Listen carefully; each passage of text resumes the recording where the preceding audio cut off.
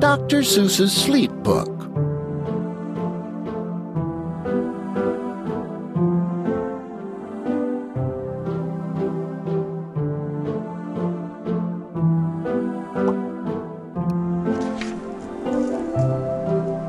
The news just came in from the county of Keck that a very small bug by the name of Van Vleck is yawning so wide you can look down his neck. Van Vleck, yawn. Tree. This may not seem very important, I know, but it is, so I'm bothering telling you so. A yawn is quite catching, you see, like a cough. It just takes one yawn to start other yawns off. Yawn. Now the news has come in that some friends of Van Vleck's are yawning so wide you can look down their necks. Yawn. At this moment right now, under 7 more noses, great yawns are in blossom. They're blooming like roses. Tree. The yawn of that one little bug is still spreading. According to latest reports, it is heading across the wide fields through the sleepy night air, across the whole country toward every which where. Creature. And people are gradually starting to say, I feel rather drowsy. I've had quite a day.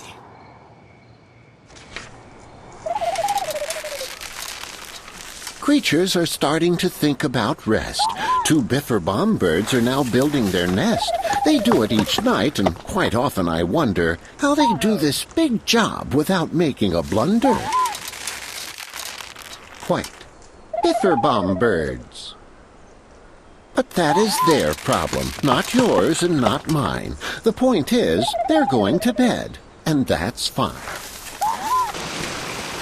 Sleep thoughts are spreading throughout the whole land. The time for night brushing of teeth is at hand. Up at Herkimer Falls, where the great river rushes and crashes down crags in great gargling gushes, the Herkimer sisters are using their brushes. Those falls are just grand for toothbrushing beneath, if you happen to be up that way with your teeth. The news just came in from the castle of Krupp that the lights are all out and the drawbridge is up. Castle. Drawbridge. And the old drawbridge drawer just said with a yawn, my drawbridge is drawn, and it's going to stay drawn till the milkman delivers the milk about dawn. I'm going to bed now, so nobody better come round with a special delivery letter. The number of sleepers is steadily growing. Bed is where more and more people are going. Sleeper. Sleeper. In Culpeper Springs, in the Stiltwalkers' Hall, the Stiltwalkers' stilts are all stacked on the wall. Stilts. The Stiltwalker walkers have called it a day. They're all tuckered out and they're snoozing away. This is very big news. It's important to know, and that's why I'm bothering telling you so.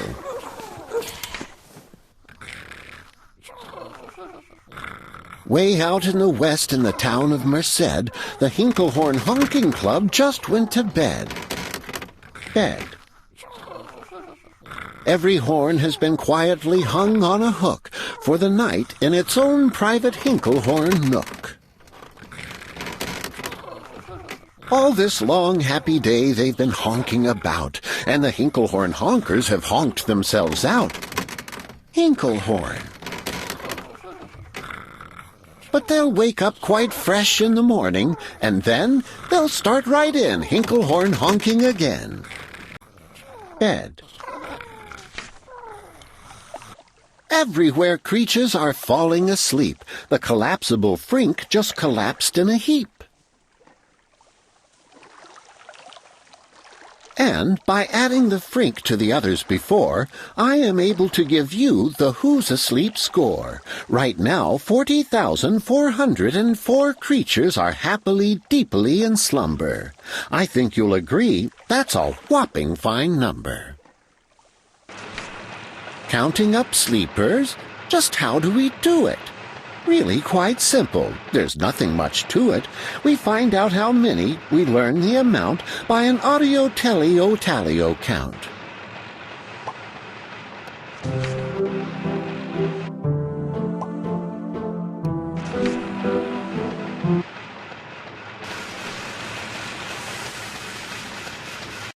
On a mountain halfway between Reno and Rome, we have a machine in a plexiglass dome which listens and looks into everyone's home. And whenever it sees a new sleeper go flop, it jiggles and lets a new biggle ball drop. Our chap counts these balls as they plop in a cup, and that's how we know who is down and who's up.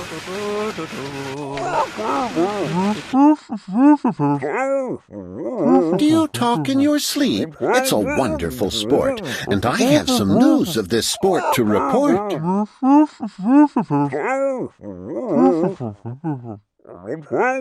The world champion sleep talkers Joe and Mo Redzoff have just gone to sleep, and they're talking their heads off. For 55 years now, each chattering brother has babbled and gabbled all night to the other. They've talked about laws and they've talked about gauze. They've talked about paws and they've talked about flaws. They've talked quite a lot about old Santa Claus. Mo Redzoff. Pajamas. It's. And the reason I'm telling you this is because you should take up this sport. It's just fine for the jobs.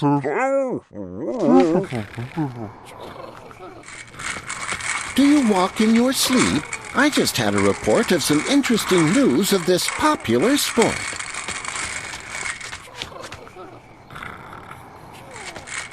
Near Finnegan Fen, there's a sleepwalking group, which not only walks, but it walks a la hoop.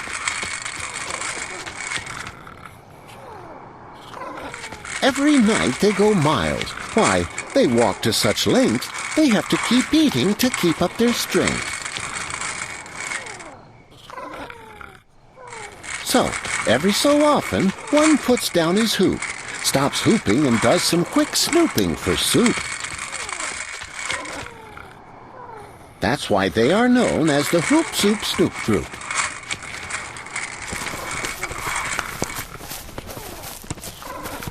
Sleepwalking, too, are the curious Crandalls, who sleepwalk on hills with assorted-sized candles. Candle.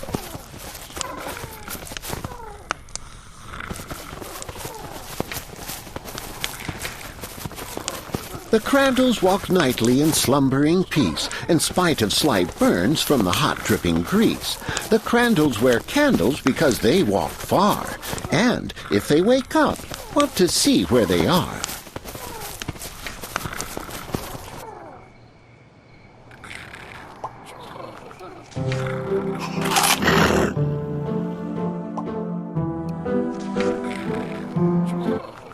Now the news has arrived from the Valley of Vale that a Chippendale mutt has just bitten his tail, which he does every night before shutting his eyes. Such nipping sounds silly, but really it's wise.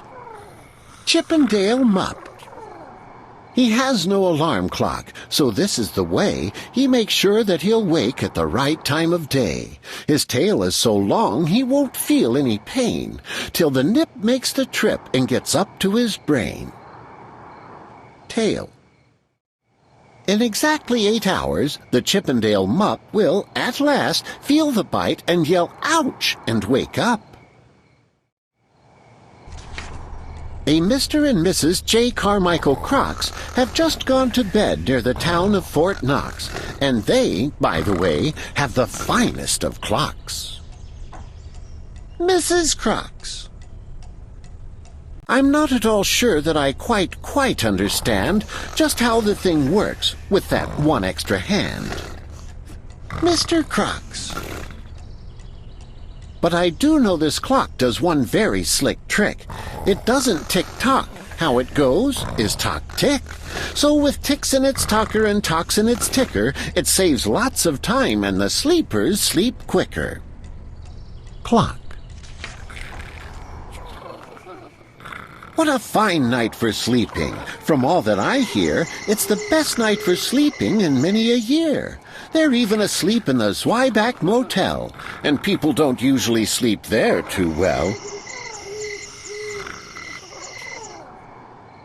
The beds are like rocks, and, as everyone knows, the sheets are too short. They won't cover your toes. So, if people are actually sleeping in there, it's a great night for sleeping. It must be the air.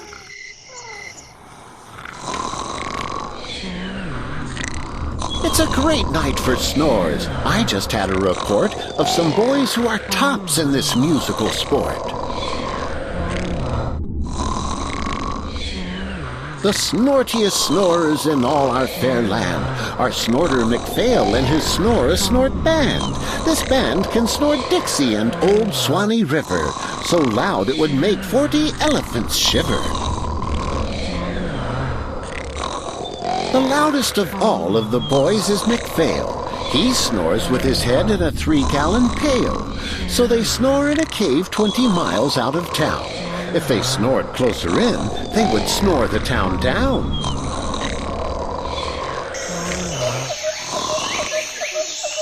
Do you know who's asleep out in Funa Laguna? Two very nice Funa Laguna baboona. Funa Laguna baboona. We've added them into our Who's Asleep count, which has grown to a really amazing amount. Exactly 8,808,000 creatures are sleeping now. Isn't that great? A Jed is in bed, and the bed of a Jed is the softest of beds in the world, it is said.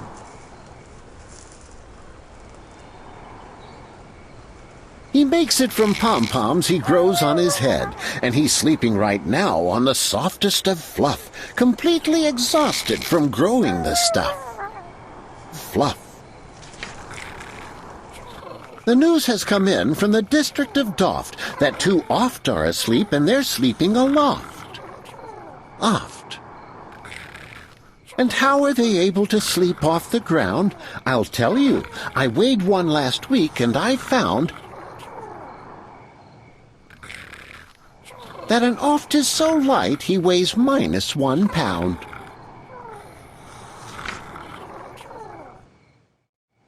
A moose is asleep. Ooh. He is dreaming of moose drinks.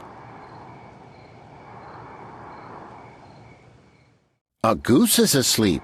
He is dreaming of goose drinks. That's well and good when a moose dreams of moose juice, and nothing goes wrong when a goose dreams of goose juice. Dream.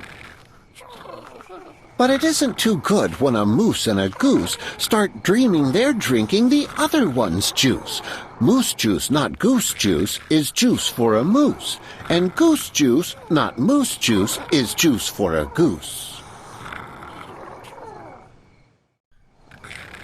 So, when goose gets a mouthful of juices of mooses, and moose gets a mouthful of juices of gooses, they always fall out of their beds screaming screams. So, I'm warning you now, never drink in your dreams.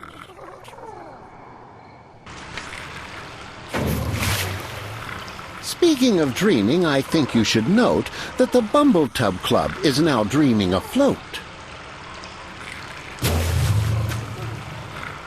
Every night they go dreaming down Bumbletub Creek, except for one night every 3rd or 4th week when they stop for repairs, 'cause their Bumbletubs leak.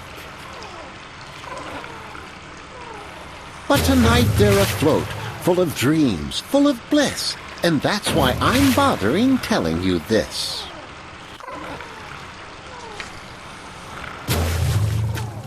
At the fork of a road in the Vale of Vavode, 5-foot-weary salesmen have laid down their load. All day they've raced round in the heat at top speeds, unsuccessfully trying to sell zizzer-zoof seeds, which nobody wants because nobody needs. Tomorrow will come, they'll go back to their chore. They'll start on the road zizzer-zoofing once more. But tonight they've forgotten their feet are so sore, and that's what the wonderful nighttime is for. Everywhere creatures have shut off their voices. They've all gone to bed in the beds of their choices. They're sleeping in bushes, they're sleeping in crannies, some on their stomachs and some on their fannies. They're peacefully sleeping in comfortable holes, some even on soft-tufted barbershop poles. Creature. The number of sleepers is now past the millions. The number of sleepers is now in the billions.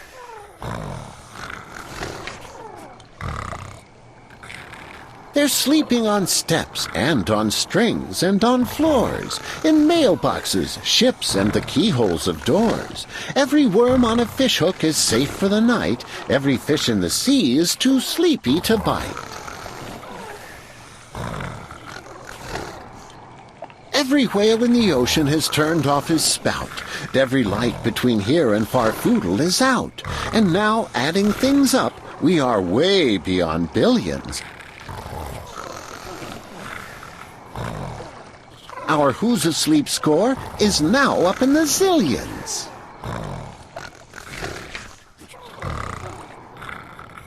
$99 zillion 9 trillion and 2 creatures are sleeping.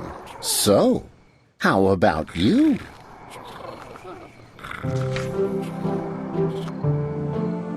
When you put out your light, then the number will be 99 zillion 9 trillion and 3.